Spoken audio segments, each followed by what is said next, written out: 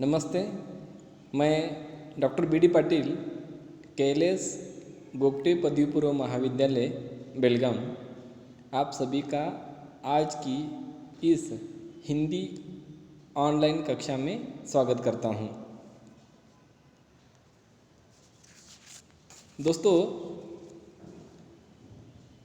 कृष्ण मतलब एक किंवदंती, एक कथा, एक कहानी जिसके अनेक रूप और हर रूप की लीला अद्भुत, प्रेम को परिभाषित करने वाले, उसे जीने वाले इस माधव ने जिस क्षेत्र में हाथ रखा वही नए कीर्तिमान स्थापित किए। माँ के लाडले, जिनके संपूर्ण व्यक्तित्व में मासूमियत समाई हुई है। कहते तो लोग ईश्वर का अवतार है, पर वे बालक है तो पूरे बालक। माँ से बचने के लिए कहते हैं, मैया मैंने माखन नहीं खाया। माँ से पूछते हैं, माँ वह राधा इतनी गोरी क्यों है, मैं क्यों काला। शिकायत करते हैं कि माँ मुझे दाऊ क्यों कहते हैं कि तू मेरी माँ नहीं है। यहाँ तक कि मुख में पूरी पृथ्वी दिखा देने और न जाने कितने मायावी राक्षसों का संहार कर देने के बाद भी माँ यशोदा के लिए तो वे घुटने पर चलते लल्ला ही थे। ऐसे श्री कृष्ण का सूरदास जी ने मनोहारी वर्णन किया है। दोस्तों, हम पाठ्यक्रम के अंतर्गत संत सूरदास के पद इस काव्य में संत सूरदास का दूसरा पद, उसका भावार्थ जानने की कोशिश करते हैं। तो आइए पहले हम इस पद का पठन करते हैं। पद ऐसा है, जमुना तट देखे नंद नंदन, मोर मुकुट मकराकृत कुंडल, पीत बसन तन चंदन, लोचन तृप्त बहे दर्शन तय, उर की तपनी बुझानी, प्रेम मगन तब भई सुंदरी, उर गदगद मुख बानी, कमल नयन तट पर है ठाड़े, सकुच ही मिली ब्रज नारी, सूरदास प्रभु अंतर्जामी, व्रत पूर्ण पगधारी। कितने सुंदर शब्दों में संत सूरदास ने श्री कृष्ण के मनोहारी रूप का वर्णन किया है। दोस्तों, यमुना नदी के तट पर श्री कृष्ण जब बांसुरी लेकर खड़े हो जाते हैं तो ऐसे श्री कृष्ण का रूप देखकर सारे गोकुलवासी द्रवीभूत हो जाते हैं। श्री कृष्ण की सुंदरतम छवि सबको लुब्ध कर देती है, मंत्रमुग्ध कर देती है। सिर पर मोर मुकुट, कानों में मकराकृत कुंडल, शरीर पर पीले वस्त्र, चंदन जैसा आकर्षक मोहक ऐसा उनका रूप, ये सब देखकर ये ब्रज की गोपिकाएं जो है ना, वह आकर्षित हो जाती है ऐसे श्री कृष्ण को देखकर। उन्हें देखकर उन स्त्रियों की आंखें तृप्त हो जाती है, उनके मन की सारी व्यथा जो है वो मिट जाती है। उनके हृदय में जो भी आग है, तपन है, सब दूर हो जाता है। प्रेम मग्न होकर गदगद हो जाती है, भावुक हो जाती है। अपने प्रियतम श्री कृष्ण को तट पर खड़ा देखकर सभी गोपिकाएं, गोकुल की नारियां शर्माते हुए, लजाते हुए उसके निकट आने की कोशिश करती है। उसे कुछ कहना चाहती है लेकिन कह नहीं पाती। लेकिन सूरदास के प्रभु कैसे है? सूरदास के प्रभु तो अंतर्यामी है। दूसरों की मन की बात हर लेते हैं और दूसरों के मन की बात जानकर वो उनको पूरा करते हैं। तो इस तरह श्री कृष्ण के इस आकर्षक मनमोहक रूप का वर्णन यहाँ पर सूरदास ने किया है। दोस्तों, इस पद के जो कठिन शब्द हैं उनका अर्थ देखने की कोशिश करेंगे। पहला शब्द है तट। तट यानी किनारा, यमुना नदी का किनारा जहाँ पे श्री कृष्ण अपने दोस्तों के साथ गैया चराने जाते थे। नंद नंदन यानी ये जो नंद बाबा है उनका लाल यानी श्री कृष्ण, नंद नंदन यानी श्री कृष्ण। मकराकृत यानी मकर के आकार का, श्री कृष्ण के कान में कुंडल था मकर के आकार का, इसलिए शब्द है मकराकृत। पीत यानी पीला, उनका जो वस्त्र है वो किस रंग का था? पीले रंग का। बसन ये शब्द का अर्थ है वस्त्र, शुद्ध शब्द है वस्त्र, और इस शब्द का जब अपभ्रंश हुआ तो ये वस्त्र से वस्त्र हो गया और वस्त्र से फिर बसन हो गया। अगला शब्द है तन। तन यानी शरीर। लोचन इसका अर्थ है नयन, आँखें। भय यानी हो गए। दर्शन ये अपभ्रंश शब्द है, इसका शुद्ध अर्थ है दर्शन।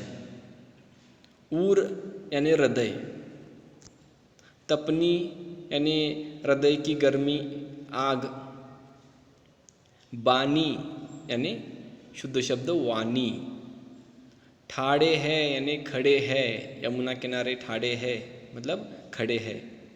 सकुचाना यानी शर्माना, लज्जाना। अंतर्जामी यानी अंतर्यामी, दूसरों के मन की बात जानने वाले को कहते हैं अंतर्यामी। व्रत यानी शुद्ध शब्द है व्रत, इच्छा। तो ये है इस पद के कठिन शब्द। तो आइए इस पद का भावार्थ जानने की कोशिश करते हैं। कहते हैं श्री कृष्ण का नाम, श्री कृष्ण का रूप जो है दुख दर्द जो है ना दूर कर देता है। उसके अनेक रूप हैं, कान्हा, गोविंद, कन्हैया, गोपाल, अनेक नाम उसके, जितनी लीलाएं उतनी नाम उसके। ऐसे श्री कृष्ण का सुंदर वर्णन संत सूरदास जी ने किया है। इसलिए कहते कि इस श्री कृष्ण के रूप सौंदर्य का वर्णन देखकर यह विश्वास नहीं कर सकते कि सूरदास जी अंधे थे। इतना सुंदर वर्णन उन्होंने श्री कृष्ण का किया है। पहली पंक्ति ऐसी है, जमुना तट देखे नंद नंदन। सूरदास कहते हैं कि जमुना यानी यमुना नदी, यमुना के तट पर यानी किनारे पर, यमुना के किनारे पर नंद नंदन देखा गया। यानी यमुना के किनारे पे श्री कृष्ण अपनी बांसुरी लेकर खड़े थे। उनका रूप का वर्णन करते हुए कहते हैं कैसे लग रहे थे। मोर मुकुट, उन्होंने मोर पंख जो है अपने सिर पर लगाया हुआ था और वो मोर पंख जो है वो मुकुट की तरह लग रहा था, इसलिए उनका मुकुट कैसा है? मोर पंख का।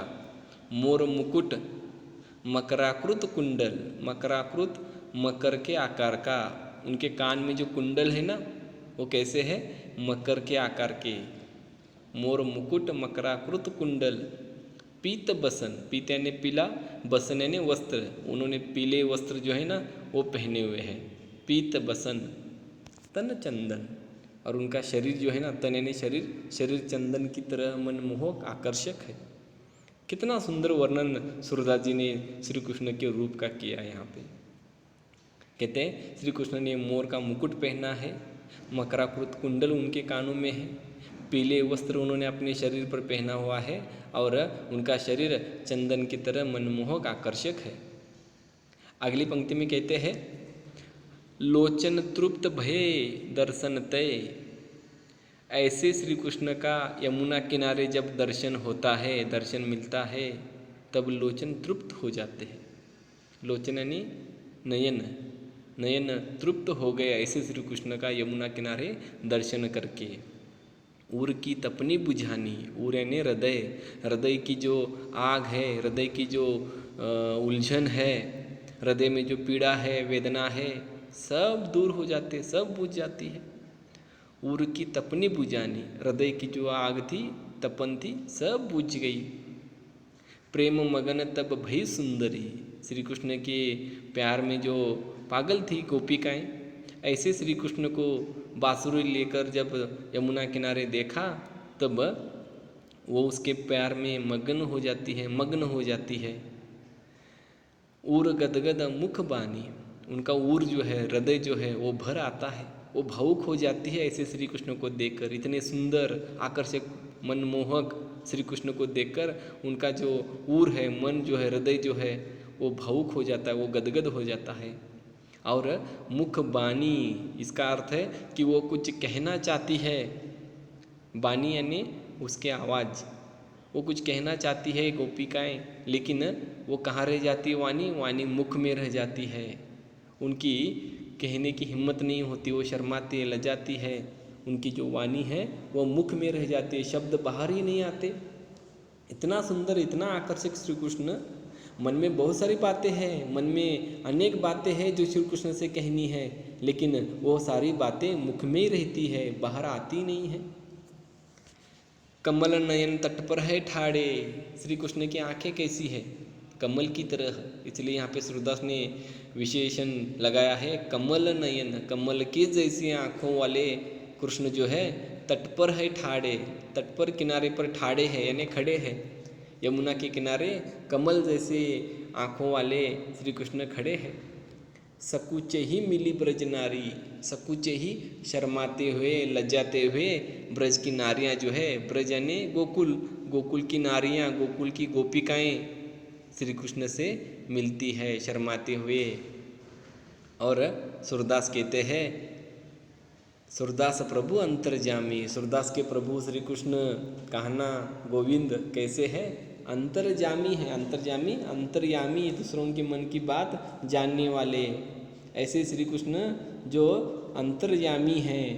व्रत पूर्ण पगधारी, वह दूसरों के मन की इच्छा, दूसरों के मन की व्रत जो है होता है, वह क्या है, वो जानते हैं और उसको पूरा करते हैं। मेरे कृष्ण जो है ना ऐसे महान है, उनके सामने गोपिकाएं बोलने से शर्माती है, लज्जाती है, उनकी वाणी जो है मुख से बाहर नहीं आती, फिर भी श्री कृष्ण जान जाते, समझ जाते हैं कि वो क्यों मेरे पास आई, वो क्या कहना चाहती है, उनके मन की इच्छा क्या है, और उस इच्छा को पूरे करने वाले मेरे ऐसे श्री कृष्ण है। ऐसा वर्णन यहाँ पे संत सूरदास अपने सुंदर शब्द में करते हैं।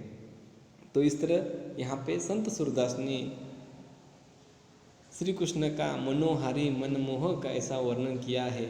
इसलिए इतने सुंदर रूप वाले श्री कृष्ण को कहते हैं मनमोहन, मनमोहन, मन को मोहने वाले, इतने सुंदर आकर्षक श्री कृष्ण। दोस्तों, उम्मीद करता हूँ कि श्री कृष्ण के रूप सौंदर्य का जो वर्णन सूरदास जी ने किया है अपनी इस पद में, उसका भावार्थ आपको समझ में आया है। आप ऐसे ही वीडियो देखते रहिए, वीडियो को लाइक करते रहिए और घर में बैठकर ही पढ़ाई करते रहिए। आप सभी को फिर से एक बार बहुत बहुत धन्यवाद।